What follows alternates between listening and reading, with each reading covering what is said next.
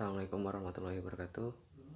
Saya Ahmad Ramzi, NIM 43030210008. Di sini saya akan melengkapi penilaian UAS Tauhid dengan Pak M. Mustaholi Kalwi, MPD selaku dosen pengampu mata kuliah Tauhid.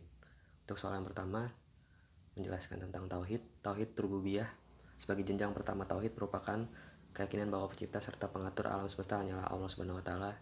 Dalam hal ini, seluruh golongan manusia diklaim sudah bertauhid. Tauhid rububiyah adalah mengesahkan Allah sebagai satu-satunya pencipta dan pengatur segala hal yang di dunia maupun di akhirat. Maksud dari tauhid rububiyah juga tertera di dalam Al-Quran, tepatnya pada surat Al-A'raf ayat 54 yang berbunyi, ingatlah menciptakan dan memerintahkan hanyalah hak Allah, Maha Suci Allah, Rabb semesta alam. Lalu tauhid uluhiyah berasal dari kata ilah yang artinya kepercayaan. Jika digabungkan, uluhiyah memiliki makna kepercayaan bahwa hanya Allah sembahan yang benar. Hal ini tercermin dari kalimat syahadat la ilaha illallah yang berarti tidak ada sembahan yang pantas disembah selain Allah. Tauhid asma wa sifat, yaitu mengesahkan Allah dengan cara menetapkan bagi Allah nama-nama dan sifat-sifat yang ditetapkan sendiri olehnya dalam firman-Nya atau yang disebutkan oleh Rasul-Nya dalam hadis tanpa mengilustrasikan takyif, menyerupakan dengan sesuatu atau tamsil, menyimpangkan makna ta'rif atau bahkan menolak nama atau sifat tersebut tathil. Hanya milik Allah nama-nama yang paling baik, maka berdoalah kepadanya dengan menyebut nama-nama itu dan tinggalkanlah orang-orang yang menyimpang dari kebenaran mengenai nama-namanya. Quran surat Al-A'raf ayat 180.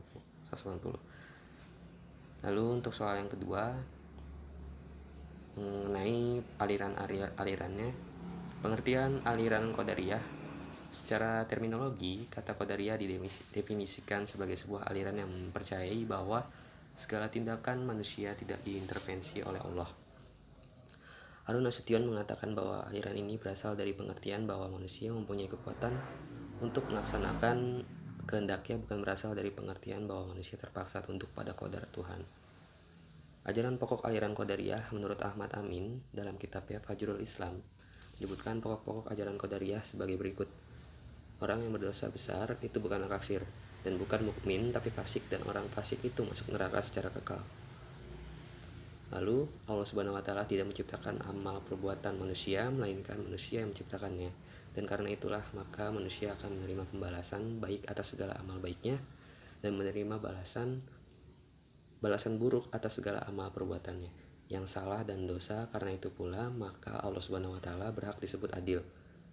Kaum Qadariyah mengatakan bahwa Allah Subhanahu wa Ta'ala itu Maha Esa atau satu, dalam arti bahwa Allah Subhanahu wa Ta'ala tidak memiliki sifat-sifat azali seperti al-alim, al-ilm, al-hayat, mendengar dan melihat yang bukan dengan zatnya sendiri.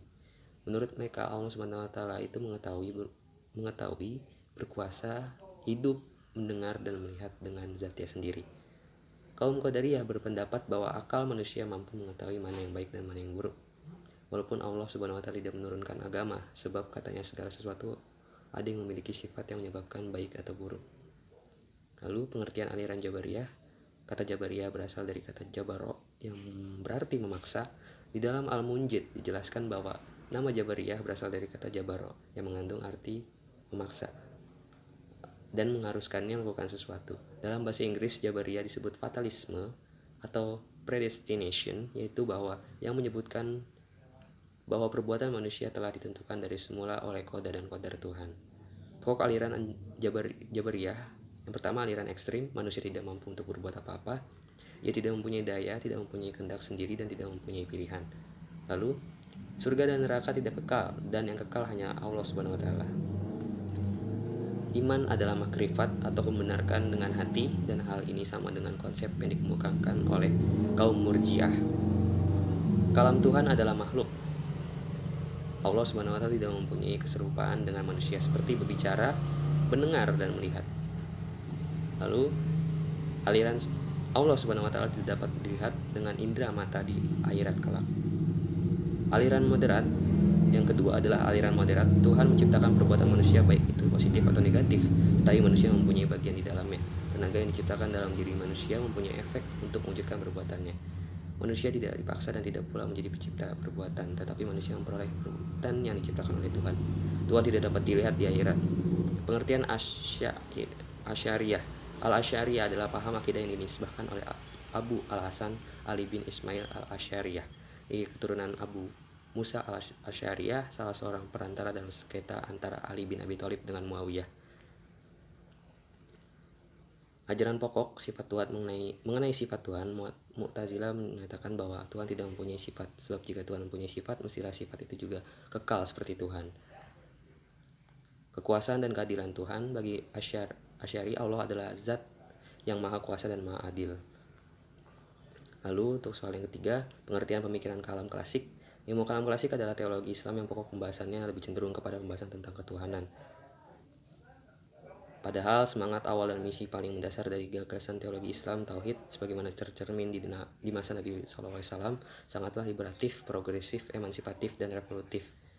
Ilmu kalam menjadi satu rangkaian kesatuan sejarah dan telah ada di masa lampau.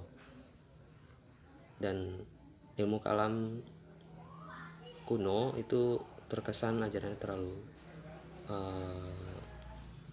memaksa ya. Sedangkan pengertian pemikiran kalam kontemporer secara teologis, Islam merupakan sistem nilai yang bersifat ilahiah, tapi dari sudut sosiologis ia merupakan fenomena peradaban, kultural, dan realitas sosial dalam kehidupan manusia. Ia tidak dapat menghindarkan diri dari kenyataan sosial lain. Dan ini menyesuaikan dari zaman ya tentunya. Pandangan umat Islam terhadap modernitas Barat dapat digolongkan menjadi tiga gitu, yaitu modernis, tradisionalis, atau salafi. Dan ini menyesuaikan dengan sikap kaum salafi, sebaliknya ajaran sendiri lebih ke arah maju ya. Jadi tidak terlalu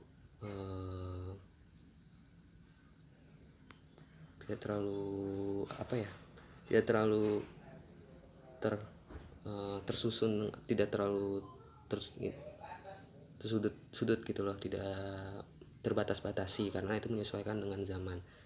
Itulah ajaran yang ilmu kalam kontemporer.